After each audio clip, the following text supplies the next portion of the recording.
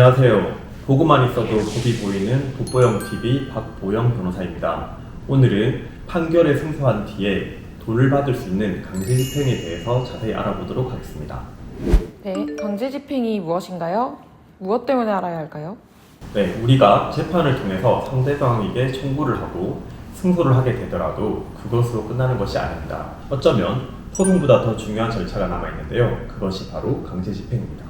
간단하게 말해서 강제집행은 판결문에 따른 이행을 실현하기 위한 절차를 말합니다. 판결문을 받더라도 채무자가 의무를 이행하지 않고 버티면 국가의 도움을 받아야 합니다. 강제집행은 분쟁의 사실적 해결을 위한 것으로 간단하게 집행문을 받는 것부터 시작해서 재산 명시 절차, 재산 조회, 부동산의 강제 경매, 채권 압류 및 추심, 전부 명령 등 모두 강제집행에 해당합니다. 소송을 이긴다고 해서 다 끝나는 것이 아니었군요. 그렇다면 방금 말씀해주신 강제집행의 종류와 절차를 조금 자세히 알려주실 수 있을까요? 네, 우선 앞서 말씀드렸다시피 강제집행에는 여러 가지 종류 절차가 있습니다. 부동산, 자동차, 유체동산, 임대차 부신금, 기타 채권까지 대부분의 재산에 대하여 강제집행이 가능한데요. 집행 대상에 따라 절차가 조금씩 다릅니다. 우선 큰 흐름을 알려드리자면 첫 번째로 집행 권한을 가지고 있어야 합니다. 대표적 집행 권한에는 판결문, 지급명령, 이해공고 결정, 공정증서 등이 있는데요. 이것은 내가 가진 권리의 존재와 범위를 알려주고 이 권리에 집행력을 부여해주는 것입니다. 두 번째로 집행문 부여가 필요한데요. 집행 권한이 있다면 집행문을 부여받을 수 있습니다. 집행문이란 집행권한에 집행령이 있음을 공증해주는 문서로서 앞서 말한 판결문 등을 가지고 가면 법원 사무관 등이 집행문을 덧붙여줍니다. 세 번째는 압류에 나아가게 되는데요. 압류는 대상이 동산인지 부동산인지 금전 채권인지에 따라 실행 방법이 조금씩 다릅니다.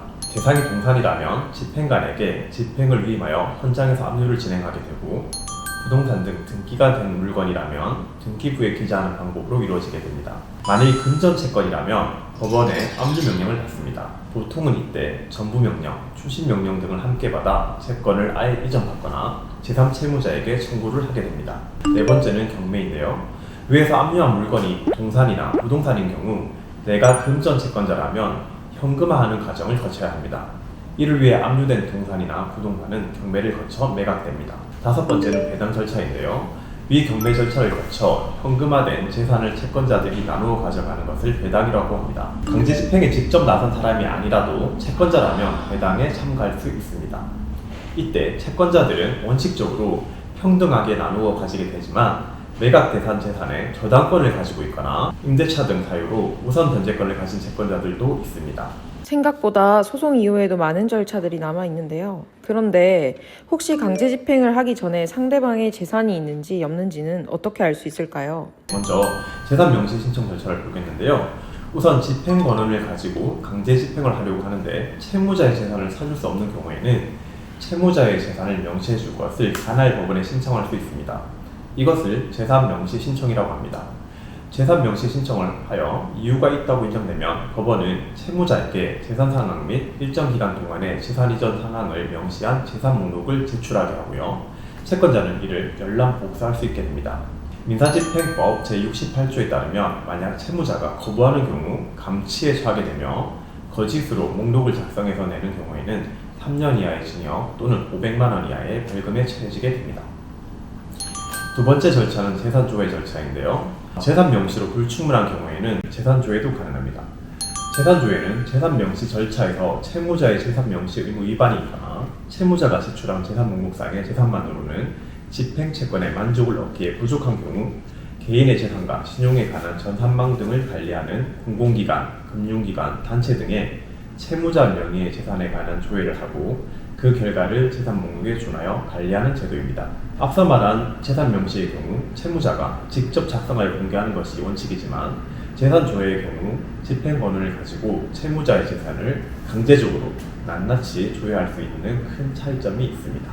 네, 말씀을 들어보니 채무자의 재산도 알아내고 이런저런 절차를 거쳐야 하니 할 일이 참 많을 것 같습니다. 방금까지 말씀해주신 것 외에 다른 절차는 없나요? 상대방이 계속해서 거짓말을 하거나 비협조적이면 어떻게 되나요? 네, 채무불이행자 명부 등재라는 제도가 있는데요.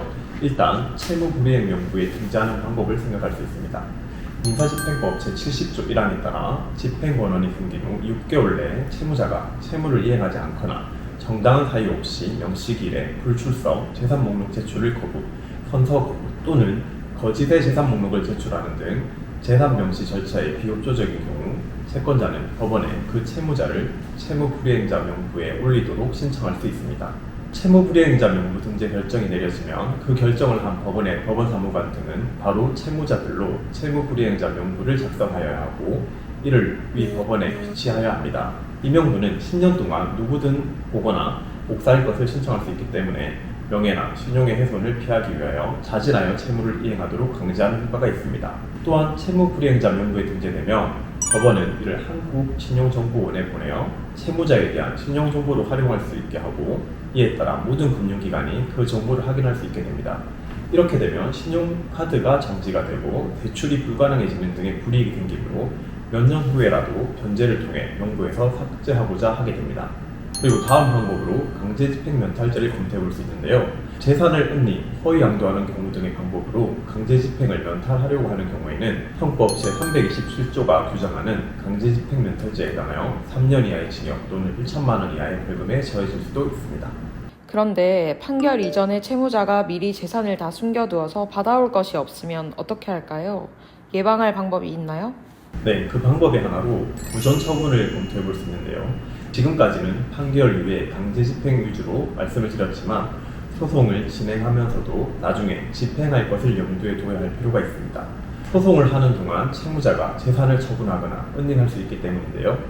이런 일을 막기 위해 소송의 확정 또는 집행 전까지 법원이 명하는 잠정 처분을 보전 처분이라고 하고 그 예로 대표적인 것이 가압류와 가처분이 있습니다. 가압류나 가처분은 본안 소송을 제기하면서 혹은 그에 앞서서 신청서를 작성하여 신청하고 별도의 비용을 납부하여 법원의 심리와 재판을 받아야 합니다. 혹시 모를 채무자의 손해를 막기 위하여 신청하는 쪽에서 담보를 제공하라는 명령을 할 수도 있습니다. 받는 신청에 따라 가압류, 가처분이 집행되는 경우에는 강제집행에 관한 절차들을 수용하게 됩니다. 소송하면서 보전 처분을 하려면 필요한 서류도 많고 적절한 시기에 신청하고 결정을 받아야 하네요.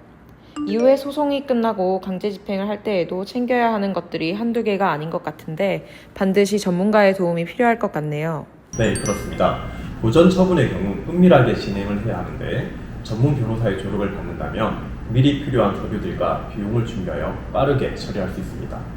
이후 강제 집행에 나아갈 때도 소송을 함께 진행한 변호사가 조력한다면 보다 신속하고 확실한 결과를 얻을 수 있을 것 같습니다. 변호사님 말씀에 따르면 정말 다양한 방법들이 있는 것 같은데요. 그런데 혹시 반대로 이러한 강제 집행이 부당한 경우가 있을 수도 있지 않을까요? 강제 집행을 막을 방법은 없나요? 네, 있습니다. 두 가지 방법이 있는데요. 먼저 제3자 이의소를 보면 강제 집행을 했는데 채무자의 물건이 아닌 경우가 있을 수 있고 이러한 경우 물건의 소유자에게는 부당한 집행이 됩니다. 공장에 있던 유체동산이 다른 사람의 소유이거나 한정 승인을 했는데 상속인의 보유재산에 대해 집행이 이루어지는 경우를 예시로 들 수 있습니다. 이럴 때에는 제3자 이의소를 제기할 수 있습니다. 그리고 다음으로 청구 이의소를 설명드리겠는데요.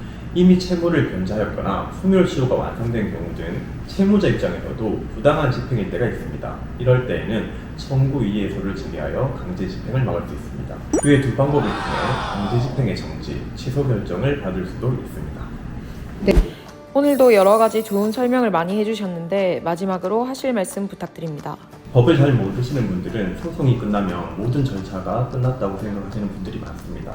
심지어 변호사 사무실에서도 강제 집행 절차에 대해서는 신경 쓰지 않는 경우가 많은데요. 의뢰인들 입장에서는 실제로 돈을 받아야 소송이 완결된 것으로 볼 수 있으니 강제 집행에 더욱 신경 써주시기 바랍니다. 소송 중이신 분들은 오늘 말씀드린 것처럼 많은 강제 집행 절차가 있음을 알아두시고요. 소송을 준비하시는 분들은 보전 처분 절차를 꼭 거쳐서 추후에 강제 집행을 할 수 있는 권한을 미리 확보해 두시기 바랍니다. 감사합니다.